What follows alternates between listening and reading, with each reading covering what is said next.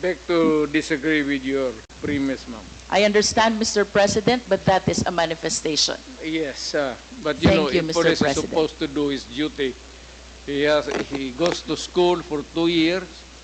He receive instructions to how to go about his duty, and we have to give the presumption of regularity. That's a principle of law. Thank you, Na Mr. President. Pag every time na may ginawa kaya in your favor is the principle of regularity Presumption in the of performance regularity of duty. of performance of official duty, Mr. President. Thank you for your enlightenment. Mr. President, I wish to ask, with all due respect, considering your statement of taking full legal responsibility, both to legal and illegal activities, can Well- I equate this statement of yours to an extrajudicial confession of guilt? Well, in a sense, yes. Wala na akong magawa eh. Are you saying yes, Mr. President? Yes, because I ordered the campaign against the drug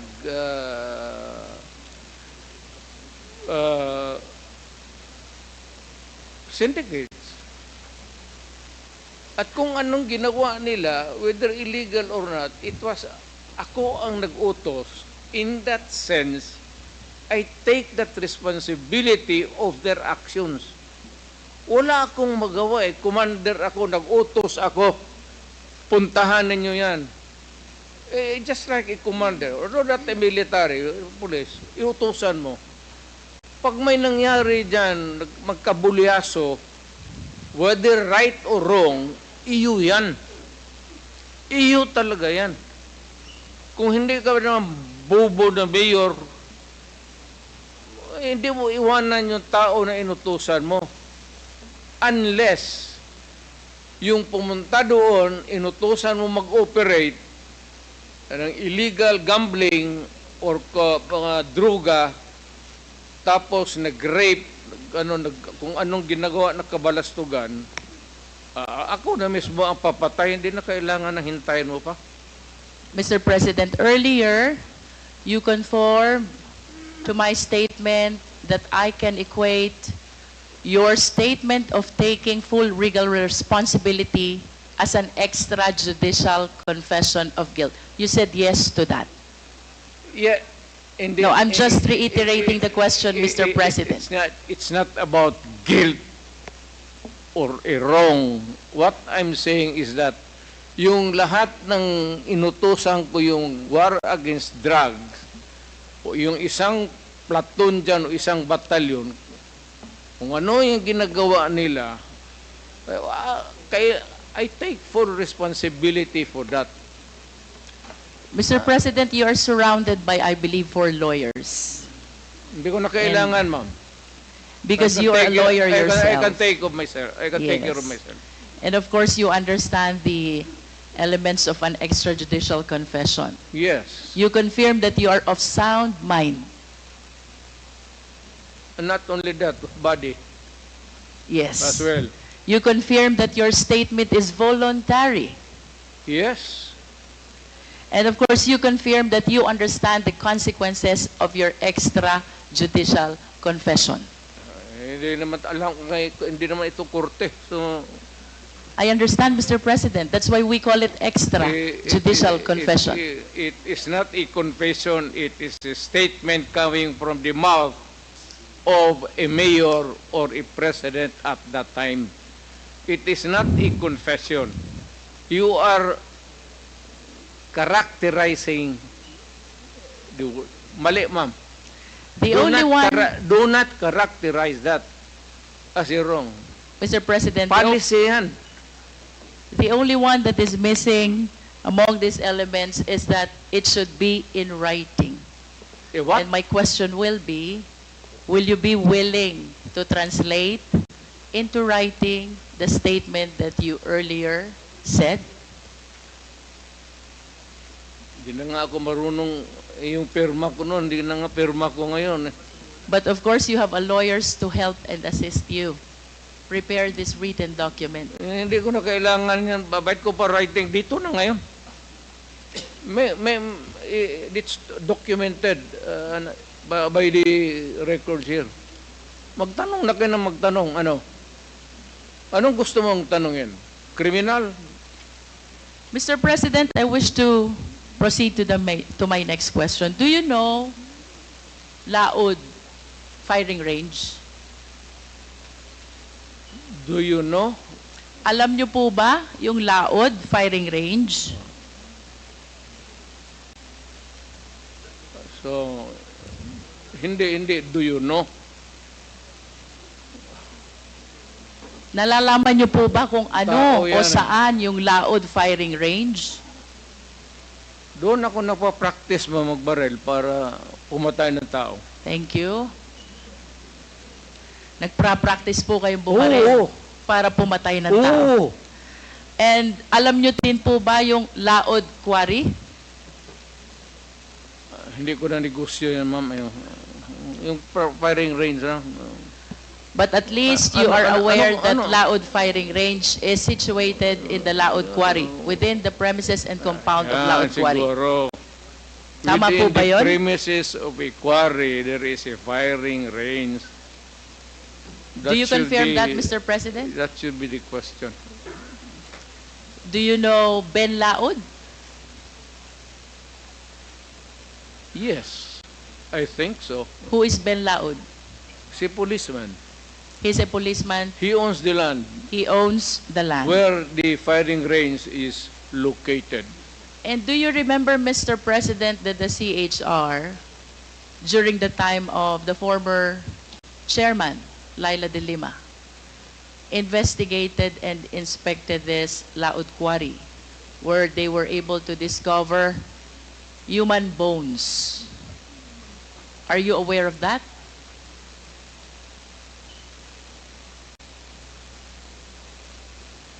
Sino ma? Who investigated? Panahon po ni Chairman Laila de Lima sa I do- Commission on Human Rights. Sorry, I do not know her. Nag-imbestiga po ang CHR Ay, tungkol siguro. sa extrajudicial killing kung saan nakadiskubre po ang taga-CHR ng mga buto ng katawan ng tao. Kayo po ba ay aware dito? I am aware of only one bone. Dala-dala ni... Sino yung sinabi mo? Binalot CHR niya. former chairwoman, Laila de Lima. It's there. Hindi, isa lang po. And you are aware also that the former DOJ Secretary, Vitaliano Aguirre, represented Ben Laud in the investigation of the extrajudicial killing. What do I know about the investigation? Or If you are about aware, Aguirre? Mr. President. Yes, Aguirre is my... Are you associated? Of course, you are associated to Vitaliano Aguirre as a matter of fact, Is my... contemporary. Sa eskwelahan, no? And during your time, you appointed him even as the DOJ Secretary. Tama po ba? Yes. Because bright. During that time, Mr. President, you were the mayor. Tama po? Mayor of Davao City. No, I cannot appoint a secretary. Hindi ako, mayor lang ako po. So, it has to be Now, let me rephrase my question, Mr. somebody President. else's job, not mine. During the time when these extrajudicial killings happened, you were the mayor? Tama po ba yun? Well, not only during my time as mayor. Was there any point in time, Mr. President, na pinaimbestigahan niyo po itong mga buto ng tao na nakita sa Laod Quarry? Dala nga ni... sino yun? Hindi yun nag-imbestiga doon. The CHR, Mr. President. Oh, si CHR. Kayo po ba'y nagpa-imbestiga? Even during your time as mayor or during your time as president, pinaimbestigahan niyo po ba itong mga buto na nakita sa Laod Quarry? Bakit ako mag-imbestiga ng mga buto dyan na maraming buto ng tao na... So you did not initiate any Of investigation. course. Mr. President, I will proceed to the next question. On December 31, 2004, nag-conduct po ng raid ang PIDEA 11, headed by Superintendent Wilkins Villanueva, joined by some operatives of PIDEA Manila, National Headquarter. 6 po yung Chinese na napatay. But in addition to this Chinese, a certain SPO4, Val Carillo, apprehended Alan C. along with 10 other companions. Based on the affidavit of Mr. Las Cañas, Mr. President, you ordered the killing of Mr. Alan C. along with the 10 other companions. That is not true. That is a job of the police. Hindi ko trabaho magpatay, ma'am. There are 2 important observations in his affidavit, Mr. President. Ang sabi po niya dito, si Alan C. ay nag-offer ng 200 million for the release of the 2 chemists and another 100 million for the remaining 8 personalities. But when he tried to seek your permission, you refused, and you even said, madami kayong intel funds. Totoo yan. Kung bribery siguro yan. Hindi ko, never in my... Are you Monetary. confirming, Mr. President, that during this time, Las Cañas and Sunny Buenaventura sought your permission whether to release Alan C. and the 10 others in exchange of the 200 million plus 100 million? Masyadong maraking pera yan, ma'am. Totoo yan. You are denying it, Mr. President. Of course. But do you confirm that when you refused this offer, you even told Sunny Buenaventura and Arturo Las Cañas that you have ample intel funds, so you don't need those bribes, if you call it bribe? I do not remember making a statement like that. But money for operations against crime, malaki ang funding ng Davao City. Another important observation, Mr. President, these 11 personalities were asked as to the whereabouts of their passport. Alan C. said that his passport was taken by the operatives, while the 10 others, ang sabi po nila, hawak ng employer nila. And the employer was named as Michael Yang. What can you say about this? Nothing to do with it. Wala akong pakialam dyan. Hindi ako nakikialam ng mga passport. Mr. President, to conclude the question about this Dumoy raid, this is the raid of the PIDEA which happened in Davao Shabu Laboratory on December 31, 2004, where 6 Chinese personalities were killed during the raid, and the 11 others were brought to Laod Quarry, where they were summarily executed and buried upon your order, according to the testimony of Arturo Las Cañas. Do not believe Turlas Kanya. Let me proceed to the Binubula ka lang yan. next question, Mr. President. In 1993, Mr. President, binomba po itong St. Peter's Cathedral in Davao City where 7 died. Naalala niyo po ba ito? And according to Point of Arturo order, Las Cañas, Mr. Chair. Point of order. What was I the would like rule to that was find not- out excuse me, If Attorney Delgra is coaching the President, because she has been whispering in the ears of the former President. What to find out? Attorney Delgra, please refrain from coaching. The President is able to answer all these questions being asked He's of him. advising me And about my you're legal only rights. limited to advising Legal your client rights. with his rights. Nothing more, nothing less. He's I a hope lawyer. you follow the rule, Attorney Delgra. Please He does- proceed. He does not have to coach me. I know how to answer. Mr. Chair, 1993, binomba po ang St. Peter's Cathedral, Davao City, where 7 died. Nalala niyo po ba ito, Mr. President? Yung simbahan, ma'am. Opo, St. Peter's Cathedral in Davao Yes, ma'am. City.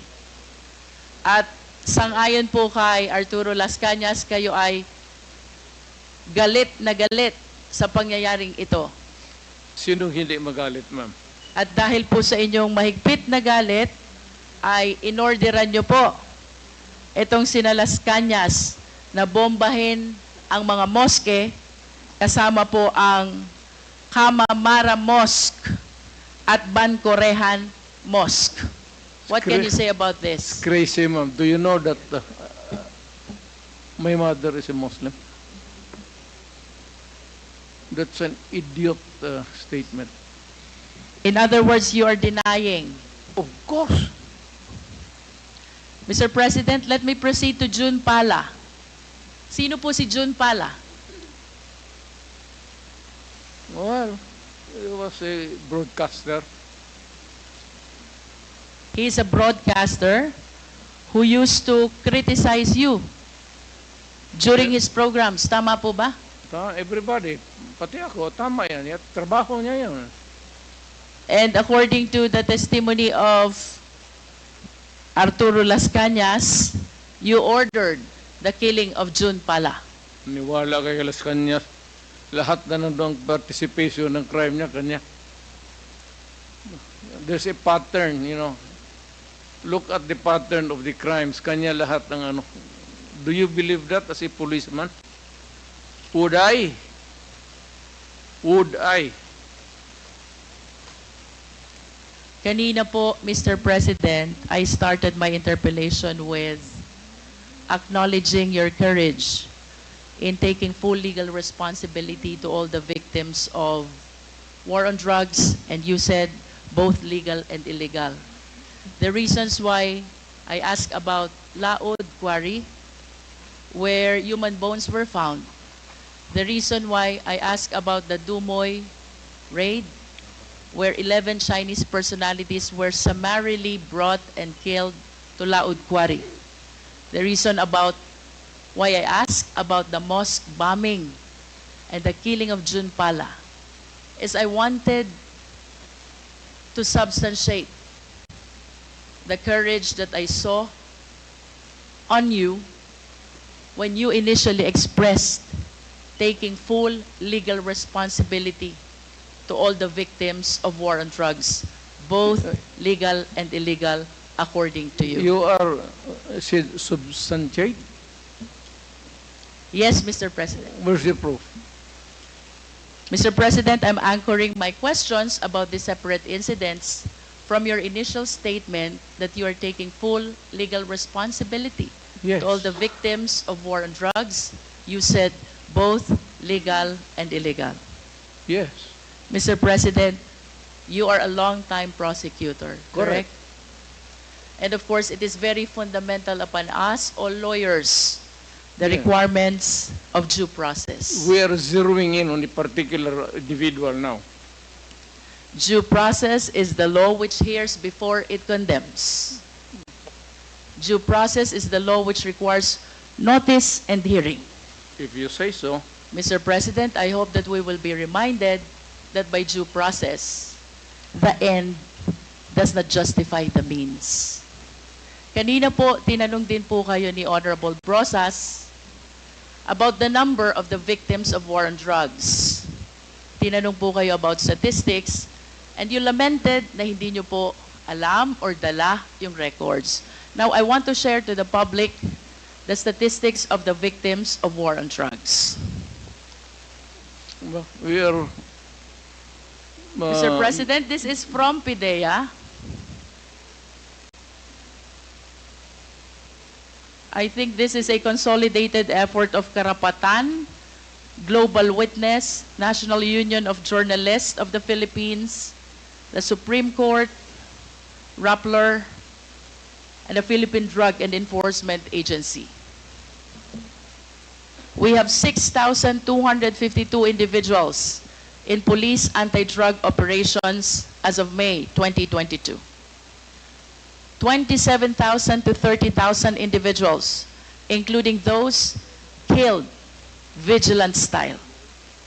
427 activists, human rights defenders, grassroots organizers as of December 2021. Land and environment defenders as of December 2020, 166. Journalists, media workers as of April 2022, 23 victims. Judges, lawyers, prosecutors as of December 2021, 66 victims. And mayors, vice mayors as of December 2021, 28 victims, Mr. President. Mr. President, my question is, when you implement war on drugs, did you strictly comply with the requirement of due process? Yes. Mr. Chair, I will wrap up. Thank you, Mr. President. Mr. Chair, it is my humble submission that contrary to the answer of the former President, I humbly believe that the former President and his war on drugs never complied with the requirements of due process. The statistics show, Mr. President, the huge number of victims of war on drugs. If my memory serves me right, during the time of Aquino administration, there are like around 200, and during the present administration, there are around like 200 victims as well of war on drugs. Given these statistics, Mr. Chair, this is almost or around 31,000 victims of war on drugs. If indeed they follow the requirement of due process, wala po dapat ganito karaming patay. At ang dapat, maraming kaso na pending in court. I hope all of us will be reminded by the fundamental law that no person should be deprived of life, liberty, and property without due process of law. By Mr. President's own admission of his accountability, both to legal and illegal actions of the police, it is the humble submission of this representation, Mr. Chair, that the Quadcom is ready to make a recommendation for the filing of the necessary action in court. That is a violation of the law, RA 9851, Act defining and penalizing crimes against international humanitarian law, or at the very least, the murder cases as defined under the revised penal code. To finally conclude, Mr. Chair, last series of questions to Mr. President, again to substantiate the courage that he was able to show during the initial part of this hearing. Mr. President, in the past hearing of Quadcom, may 30 Chinese drug lords na napatay sa Davao Penal Colony. Are you willing to take accountability and responsibility also for this? Wala na ako niyan, ma'am. Nandito na ako sa Maynila. So, you're saying no. Oh, well, kung gusto mo isali yan, idagdag mo na, okay lang. How about the death of General Barayuga, the PSCSO Secretary? Are you willing to take full legal responsibility for this? I do not kill generals. The death of Mayor Aldong Parohinog and the 15 others in Osamis City, are you taking full responsibility on this? Hindi ako nagpapatay ng mga mayor, ma'am. The death of Mayor Espinosa of Albuera Leyte, are you taking full responsibility on this? Hindi, ma'am. That's my birthplace. The death of Tony Halili in Tanawan City. Malayo yan sa akin, ma'am. The death of Mayor Perez of Los Baños. Lalo na. Ibalik ko po dun sa una niyong sinabi. If you are denying all this, alin po yung tinutukoy nyo when you said you are taking full legal responsibility to all the victims of war on drugs, both legal and illegal? Yes. Kasi order ko kasi yung That was my campaign against drugs. Na yung, alam mo, maraming istasyon, maraming pulis.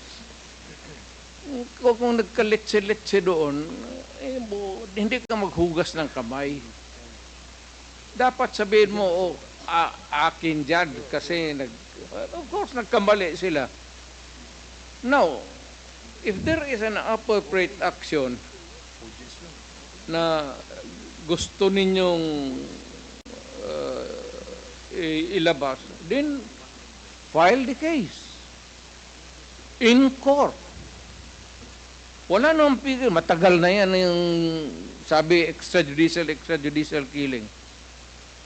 I am challenging anybody or everybody who makes the accusation, whether it is really true or not, it may be true, file the case in court because may korte tayo. And even if I will admit na totoo yan, you have to go to court because I will make the admission there again. Are you saying, Mr. President, that when you go to court, you're willing to admit also your accountability for all the deaths during the war on drugs? Ay, of course, may abogado man ako, ma'am. Kung anong sabihin ng abogado ko, sunod ako. I hope that everything that you said before the Quad can be reduced in writing so that truly we can believe that you're taking full legal responsibility to all the victims of war on drugs, both legal and illegal, because as lawyers we believe that by extrajudicial Otas yun. confession, we have to put that in writing, Mr. President. Totoo yan, ma'am. I order the campaign against drugs. Hindi ako it's a policy of government or of the president. Hindi ako maghugas ng kamay.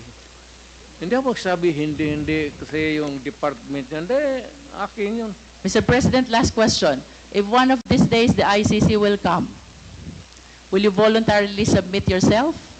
Sipain ko pa sila, ma'am. But you said a while ago that if somebody will sponsor your fare to the ICC, you will voluntarily submit yourself to their investigation and jurisdiction. Yes. Pero kung sila magpunta dito, sipain ko. But will you confirm that you are willing to submit Oh. voluntarily yourself to ICC? Punta ko doon, sipain ko rin sila. Same. I have nothing further, Mr. Chair. Thank you, Mr. President.